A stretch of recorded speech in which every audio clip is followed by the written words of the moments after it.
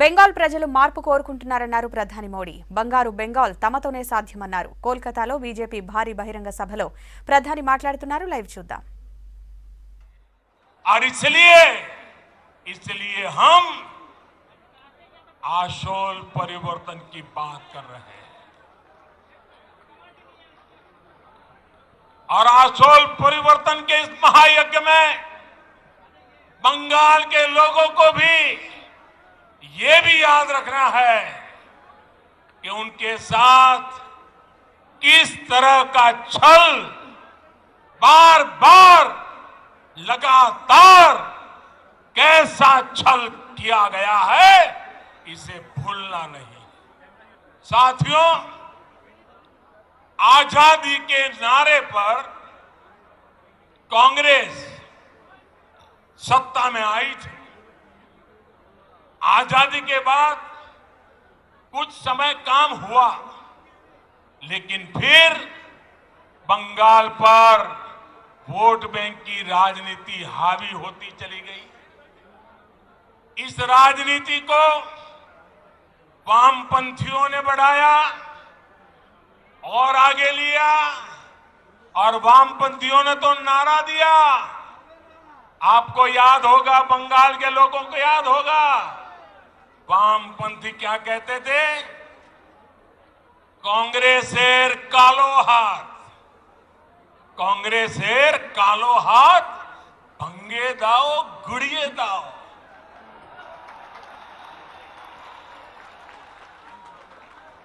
ऐसे ही नारों के दम पर वामपंथी सत्ता में आए, लगभग 3 दशक तक सत्ता संभाली। मैं जरा पूछना चाहता हूं, आज उस काले हाथ का क्या हुआ रे?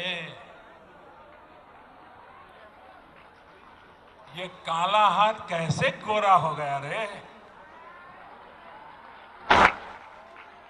जिस हाथ को वामपंथी तब काला समझते थे, वो आज सफेद कैसे हो गया?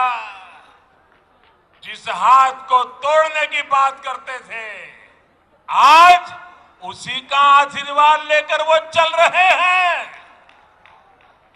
साथियों, वामपंथियों के विरुद्ध ममता दीदी ने परिवर्तन का नारा दिया था। पश्चिम बंगाल से मां, माटी, मानुष के लिए काम करने का वादा किया था। आप मुझे बताइए,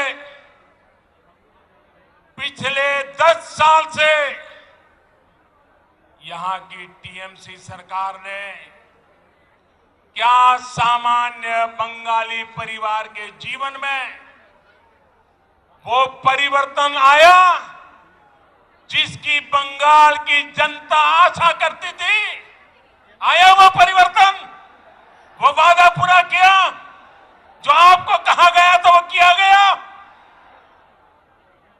क्या किसान के, श्रमिक के, कर्मचारी के जीवन में वो परिवर्तन आया जो वो चाहते थे? आया क्या?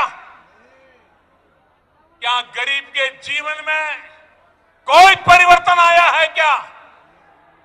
गरीब और गरीब हो, ऐसा काम उन्होंने किया है कि नहीं किया है? क्या पश्चिम बंगाल के स्कूलों और अस्पतालों की स्थिति में कोई परिवर्तन आया है? क्या बंगाल के युवाओं के रोजगार की स्थिति में कोई परिवर्तन आया है? क्या बंगाल के औद्योगिकरण में वो परिवर्तन आया जितना उसका सामर्थ्य है?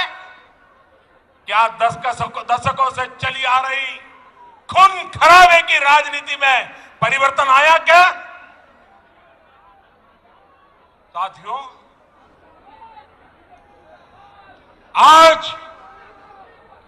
आज बंगाल में मां, माटी, मानुष की क्या स्थिति है, ये आप भली भांति जानते हैं। मां पर गली गली में हमले होते हैं, घर में घुसकर मां पे हमले होते हैं।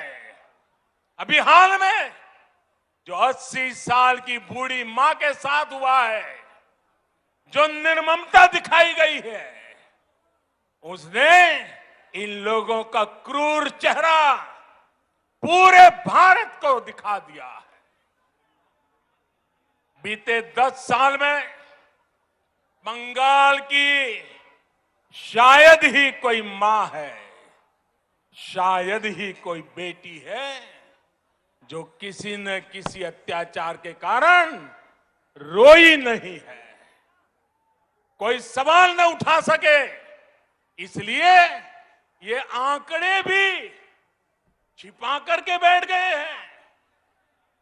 साथियों, माटी की तो बात करने वालों ने बंगाल का कण कण, बंगाल का तिनका बिचौलियों, कालाबाजारी करने वालों और सिंडिकेट के हवाले कर दिया। आज बंगाल का मानुष परेशान है। वो अपनी आंखों के सामने अपनों का खून बहता देखता है। वो अपनों को अपनी आंखों के सामने लूटते हुए देखता है। वो अपनों को इलाज के अभाव में दम तोड़ते देखता है। वो अवसरों के अभाव में अपनों को पलायन करते देख रहा है। और पूरा बंगाल अब एक स्वर में कह रहा है, एक स्वर में कह रहा है, आर नॉय, आर नॉय नॉय, आर नॉय नॉय। ये टीएमसी सरकार के कम होते दिनों की उद्घोष है। ये उद्घोष पूरे देश को सुनाना जरूरी है। भाई और बहनों, आप मेरे साथ बोलेंगे, मेरे साथ बोलेंगे। मैं जो कहूंगा वो बोलेंगे, सबके सब लोग बोलेंगे, पूरा हिंदुस्तान सुने इस प्रकार से बोलेंगे, पक्का बोलेंगे। मैं आपके सामने कुछ शब्द बोलूंगा, उन शब्दों से टीएमसी सरकार की सच्चाई सामने आती है। मैं जो शब्द बोलूंगा